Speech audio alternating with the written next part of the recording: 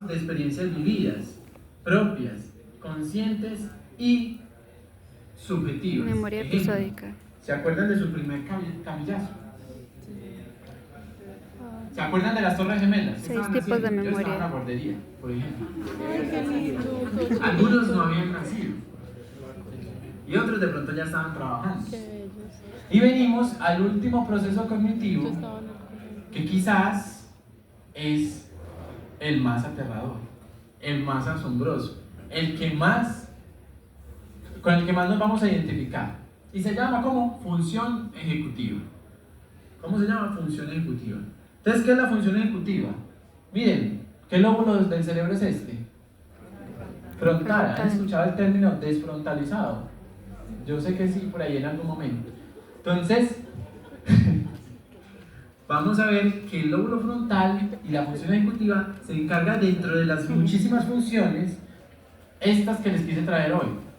La planificación, el control emocional, el control atencional, el control inhibitorio, la toma de decisiones y la flexibilidad cognitiva. Y esto sí que tiene que ver con lo que vivimos todos los días en cirugía. Planificación. Alcen la mano de aquí quienes llegan tarde al trabajo frecuentemente. ¿Conocen a alguien que llega tarde a todas partes? ¿Eso qué es? Una afección de la planificación. Es que siempre llega tarde. Son errores que se repiten. Es un trastorno de la función ejecutiva específicamente relacionado con la planificación, en donde pueden ocurrir cosas como esta. ¿Cómo se le ocurre programar 3 laparoscopias si solo hay 2 lentes? ¿Y les ha pasado en las instituciones? Sí. ¿Y sigue pasando? Sí. ¿Por qué? Porque la planificación es algo que se tiene que entrenar. ¿Listo? Y lastimosamente no somos conscientes de eso. Segundo elemento, el control emocional. Y creo que esta imagen se les va a hacer muy familiar, ¿o no? Hay gente que hasta rompe el tapabocas con tal de meter un grito. Y entonces aparecen varios elementos. Primero, la proporcionalidad. Yo sé que esto es un auditorio y está lleno de gente, pero yo quiero hacer una pregunta. Juan, si yo a usted lo miro a la cara y le digo, es que usted es un hijo de puta, ¿usted cómo me responde? Ah, bueno. Eso es una respuesta que incluso me quiere dar una lección. Yo pudiera tener una respuesta proporcional y decirle, más hijo de puta es usted, ¿cierto? Pero la proporcionalidad es algo que, por ejemplo, vemos afectado en algunos pacientes, por ejemplo, en los psicópatas. Si a algún psicópata yo le dijera, usted es un hijo de puta, puede sacar un revólver y dispararme. ¿Cuántas veces ustedes han visto medidas o respuestas desproporcionadas a estímulos que pueden ser bajitos? ¿Cuántas veces usted pasa una pinza o se cayó una pinza y recibe un grito como respuesta? ¿Eso es una respuesta proporcional? No. Y estará relacionado también con esa modificación de la red de alerta derivada del sueño. Puede ser. Otro principio, el control emocional nos permite controlar el tono de la voz. Y el tono de la voz dice mucho, porque no solamente habla de nuestro estado de ánimo, sino también de ¿qué? De la intención. Y aquí las expertas son las mujeres, y perdón que no suene misógino, pero uno pregunta, ¿qué te pasó? No, nada. ¿Pero yo qué hice? Usted sabe. En el tono de la voz ya hay un mensaje implícito, y el cerebro entiende el lenguaje solamente en 2 términos de valencia, positivo o negativo. ¿Listo? Eso de que los rolos tienen acento neutro, tampoco, ¿cierto? Así son las emociones, no se entienden sino positivas o negativas. ¿Listo? Manejo de la ira. ¿Qué hacemos nosotros cuando nos da ira? Es normal subir el tono de la voz, es normal gritar, ¿hasta qué punto? Pero las personas que empiezan a lanzar objetos, a romper, a gritar o a empujar, tienen un problema de control emocional, es un trastorno disejecutivo, que va relacionado con el manejo de la ira. La autorregulación. ¿Qué es la autorregulación? ¿Cómo me comporto yo con respecto a las emociones? Ejemplo, estamos en un auditorio o en un cine, pongamos que estamos en un cine. Yo atiendo una llamada en el cine y empiezo a conversar. No. ¿Eso qué es? Autorregulación. Y ojo con esto porque el control emocional está muy relacionado con la violencia. Y aquí les voy a traer un dato. Se hizo un estudio con excombatientes colombianos del conflicto armado y otros excombatientes del lugar del mundo. Y compararon como los niveles de una escala que mide la violencia en los excombatientes de Colombia, en los excombatientes de otras regiones del mundo, en las personas que no estaban expuestas al conflicto en Colombia y en las personas que no estaban expuestas al conflicto en otros países. ¿Qué se encontraron? Que los puntajes de las personas que supuestamente no estamos expuestas al conflicto en Colombia eran iguales a los que estuvieron expuestos al conflicto en otros países. Y ahí surgió la teoría de que Colombia y la sociedad colombiana es naturalmente violenta.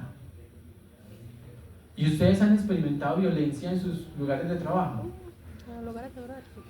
Al punto que hemos normalizado la violencia.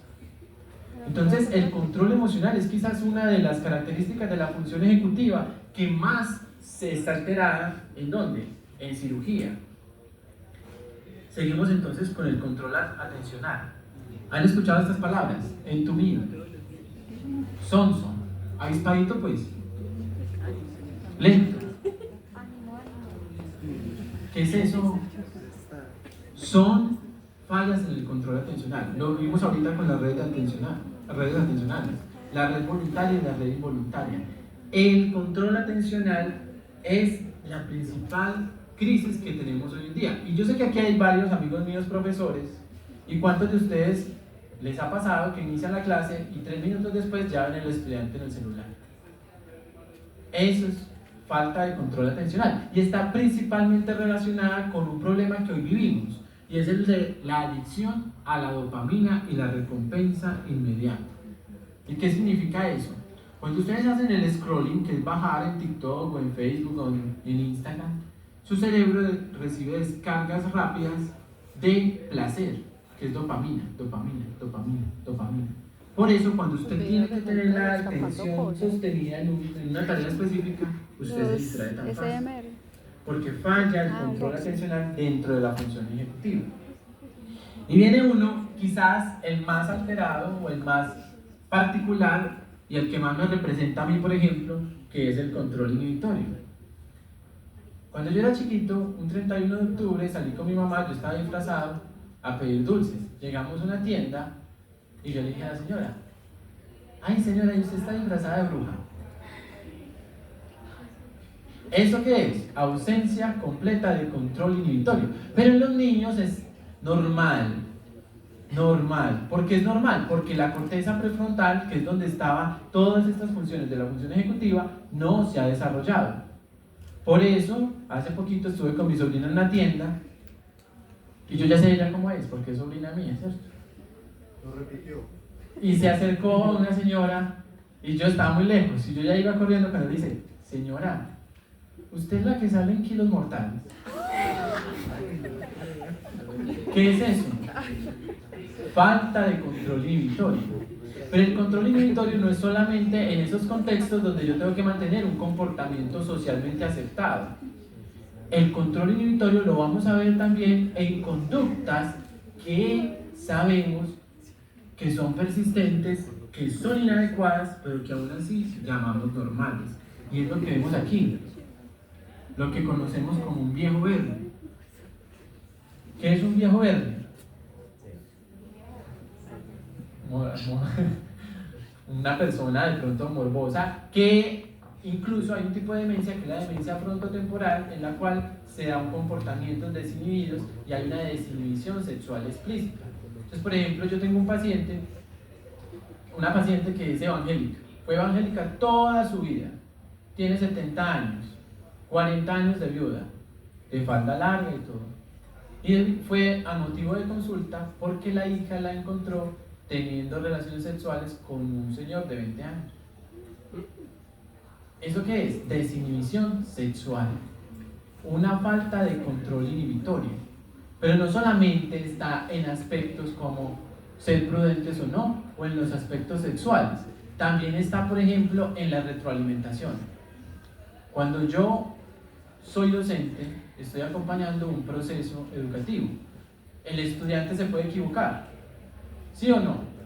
Sí, pero cuando yo le digo, bruto, pendejo, pero es que vos no entendés, no tenés nada en la cabeza, bruto, ¿eso qué es? Falta de control inhibitorio, falta de proporcionalidad en lo que vimos del control emocional.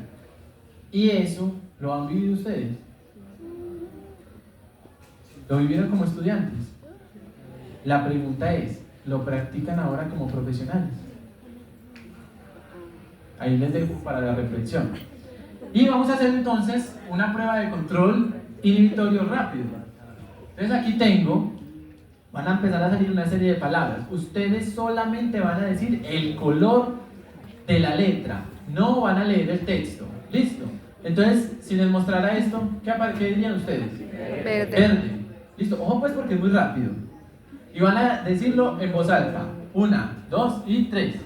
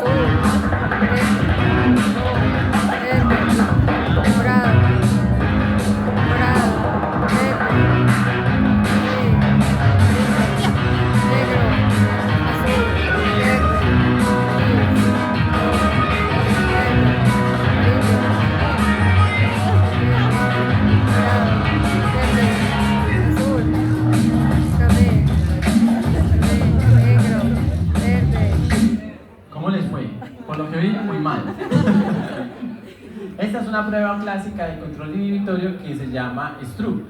¿Cuál es la idea? En que yo controle mi cerebro, no el cerebro me controla a mí.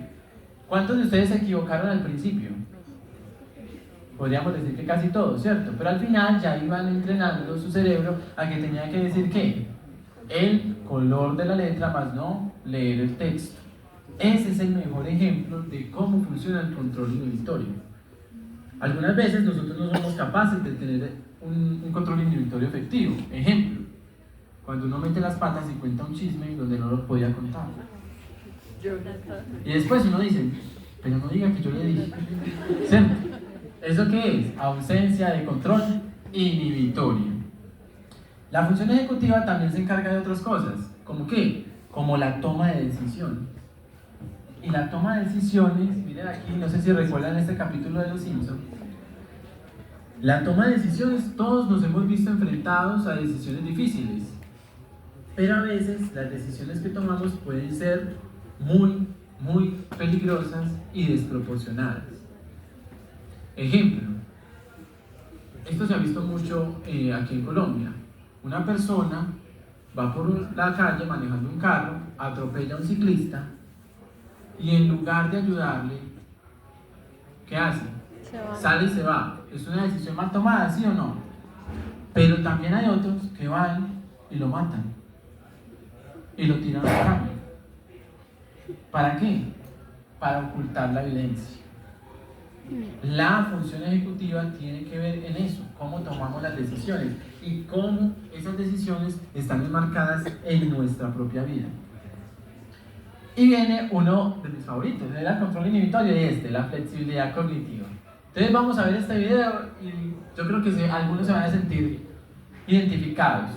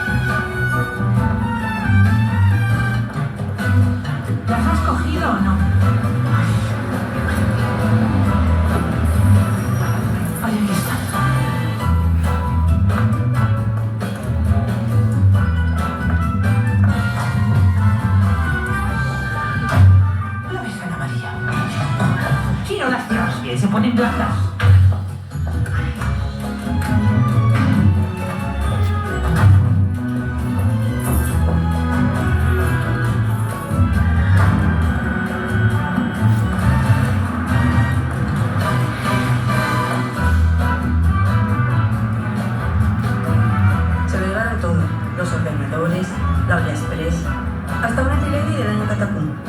¿Y sabes por dónde entraron? Por la ventana.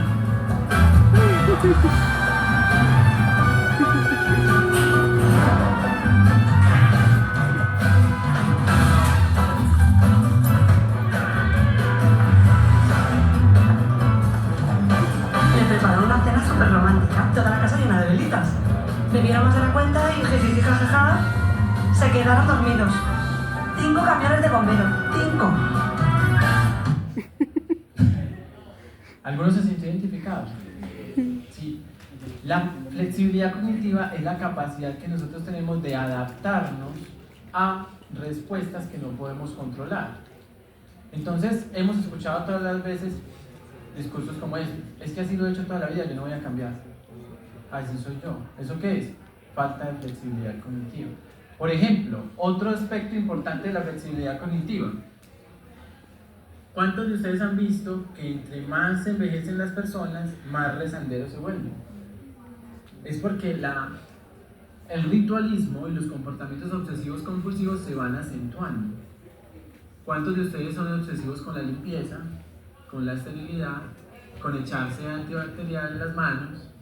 Todo eso son comportamientos de flexibilidad cognitiva, pero quizás en el entorno quirúrgico este es el más común.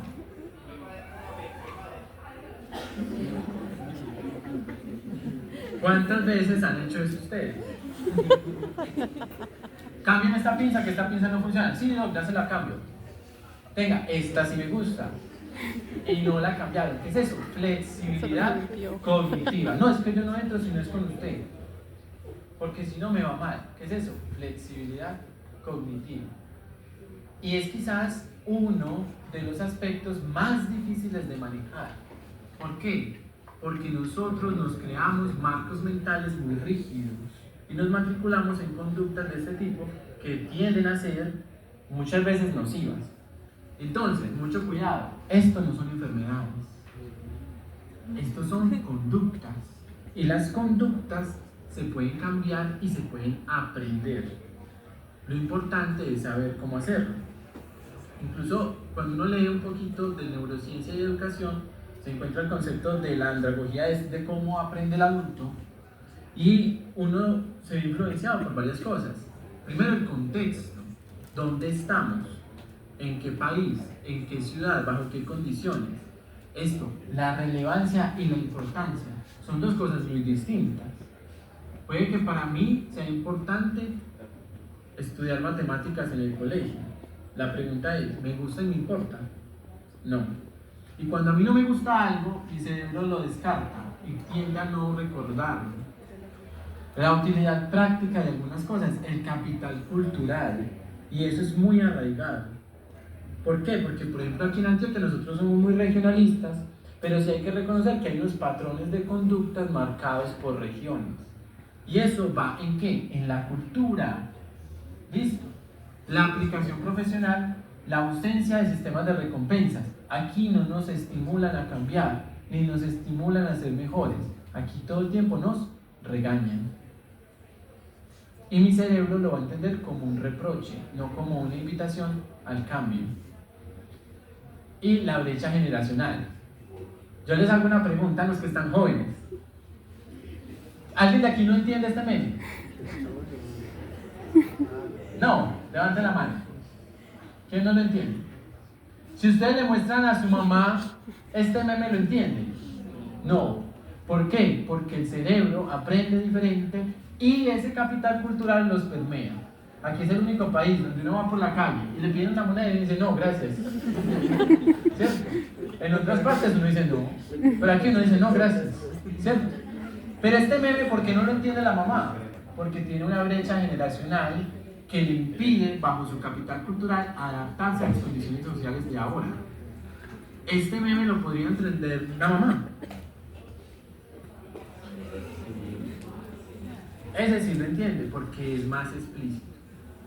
Entonces, para ir terminando de conclusiones, primero, los procesos cognitivos explican nuestros comportamientos. ¿Cuáles eran? Atención, memoria, ¿qué sigue? Función ejecutiva. La función ejecutiva se evidencia en el trabajo y lo vivimos todos los días en los entornos quirúrgicos. Y lo más importante, la andragogía y la neurociencia permiten diseñar estrategias que impactan en esas prácticas laborales y en esas formas de cognición. Muchas gracias.